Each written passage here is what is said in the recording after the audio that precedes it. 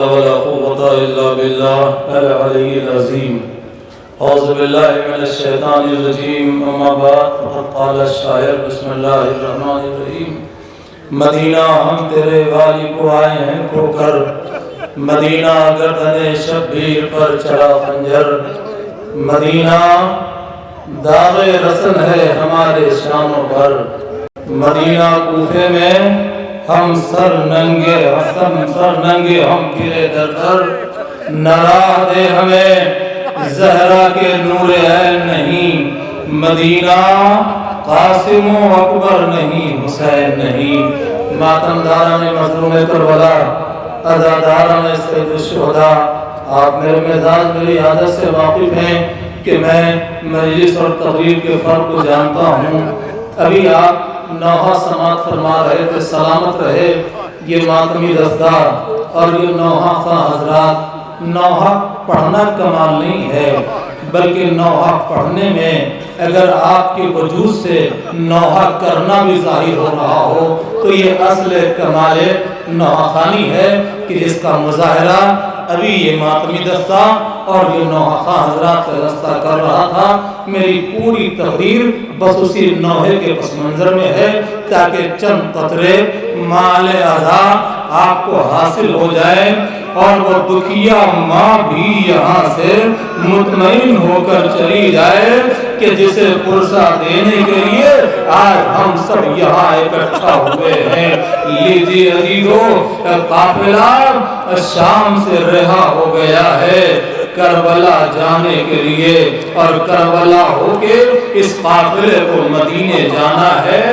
تاریخ کہتی ہے کہ جب شام سے یہ قافلہ رہا ہوا، ہماریاں آ گئیں. ثانیہ زہرا نے ایک ایک بیوی کو ہماریوں میں سوار کرنا شروع کیا.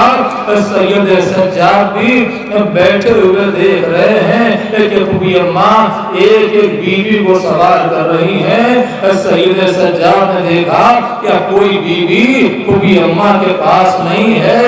اٹھے آہستہ آہستہ پھوپھی اماں کے قریب گئے. پھوپھی اماں آئیے میں آپ کو سوار کرا دوں. جیسے ہی امام سجاد نے جملہ کہا، ثانیہ زہرا کہتی ٹھہرو میرے لال، رک جاؤ میرے لال. پھوپھی اماں کیا ابھی کوئی بیوی باقی ہے؟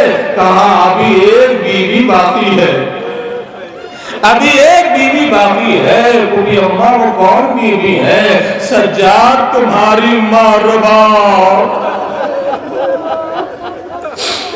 جیسے ہی ماں کا نام سنا، ثانیہ زہرا کہتی میرے لال تمہاری ماں رباب جانے کہاں چلی گئی ہے، نظر نہیں آتی ہے. سنیں گے سید سجاد کیا کہتے ہیں؟ آئیے پھوپھی اماں میرے ساتھ آئیے، مجھے معلوم ہے کہ میری ماں رباب کہاں ہے.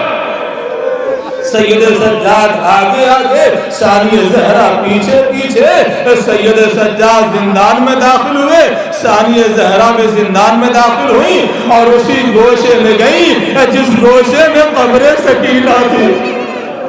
ہماری مائیں بہنیں بھی سن رہی ہے، اپنے دل پر ہاتھ رکھ کے ان جملوں کو سماعت کرے. کیا منظر ثانیہ زہرا اور امام سجاد دیکھتے ہیں. جیسے ایک ماں اپنے بچے کو سینے سے لگاتی ہے، ویسے ہی رباب قبر سکینہ اپنے سینے سے لگائے تڑپ رہی ہے. سکینہ جزاکم اللہ خیر الجزا. پروردگار ان آوازوں پر رحمت نازل کر. سکینہ ہم رہا ہو گئے، سکینہ ہم جا رہے ہیں. ثانیہ زہرا آگے بڑھی، بڑھ کر رباب کی شان کو پکڑتی ہے. بھابی رباب چلیے قافلہ تیار ہے. لے کر رباب کو ثانیہ زہرا ہماری کے قریب آئی.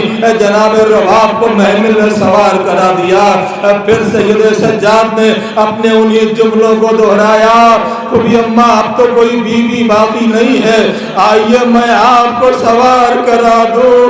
اللہ رے سکینہ اہل حرم کے لیے کیا حیثیت رکھتی تھی اور کیا شخصیت تھی جناب سکینہ کی کہ ایک مرتبہ جناب زینب کہتی ہے میرے لال سجاد رک جاؤ، ٹھہر جاؤ۔